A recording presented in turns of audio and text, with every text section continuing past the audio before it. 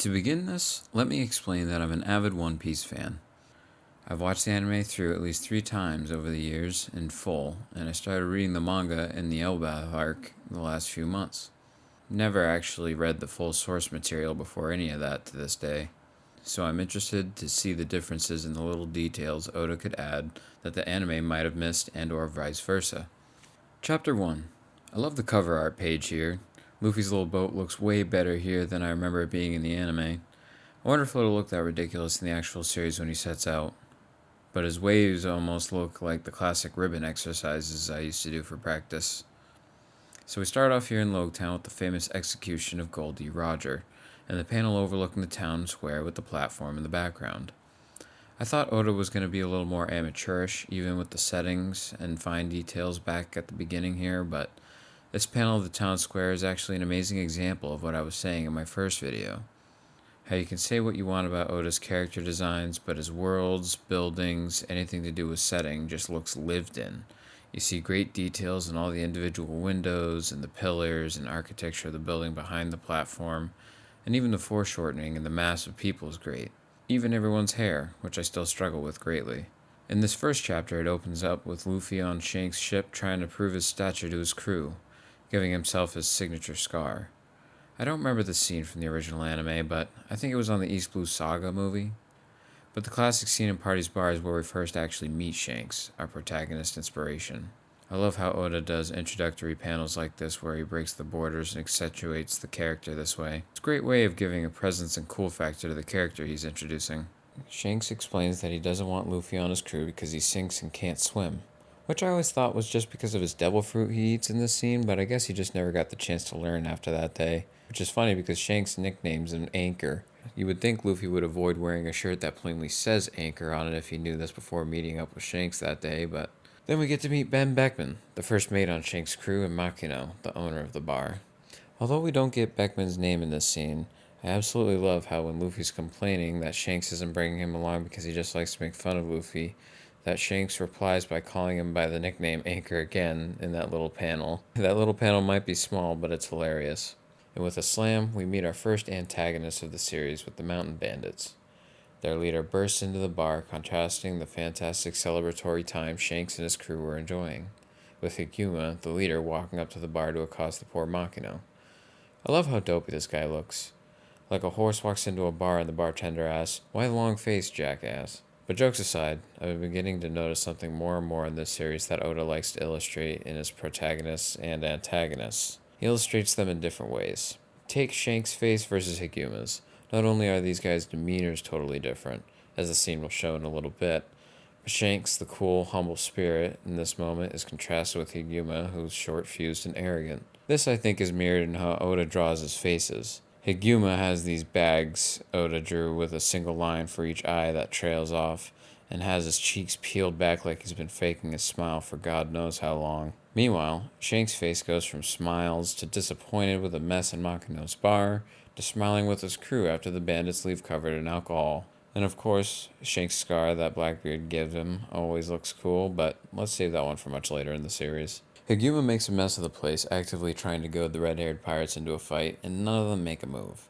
And their captain, Shanks, actively acts in a friendly manner in response. I imagine the target audience of a shonen manga being young boys, especially back then. This must have been quite the unique introduction to these characters and this manga. Shanks plays it cool, calm, and friendly in the face of adversity, probably making the audience wonder why he didn't fight back like typical shonen characters would.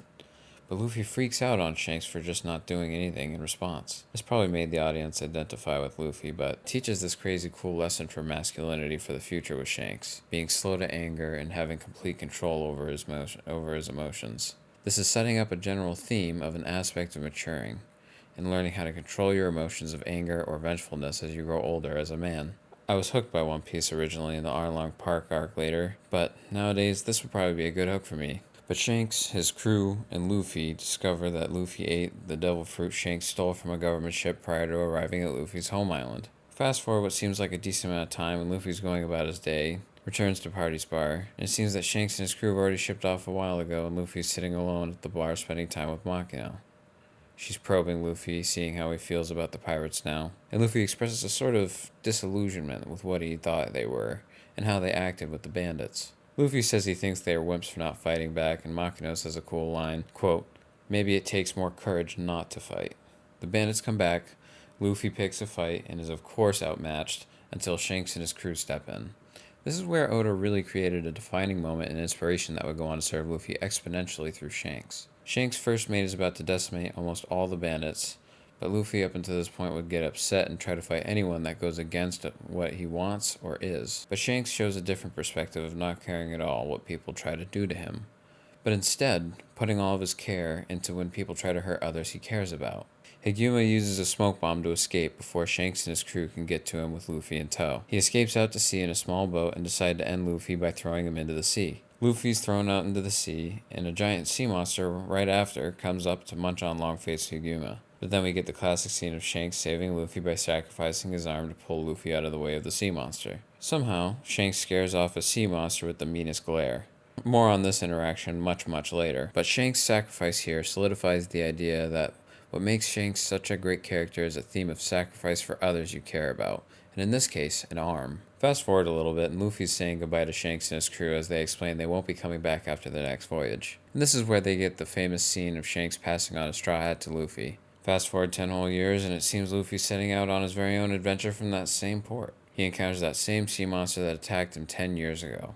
But after 10 years, he's not the same little kid. And I actually really love these two panels right here of Luffy raring to go for a punch at the sea monster. The perspective of the panel of Luffy and how Oda drew the giant sea monster's whole mouth and the one right before it. The shading so laissez-faire, it's still perfect for showing motion and perspective with the scale of the beast. This relates to a self-critique I've been dealing with myself as an artist. The art of learning when enough is enough. Because sometimes, less detail in the shading of the gaping sea monster's mouth is actually more.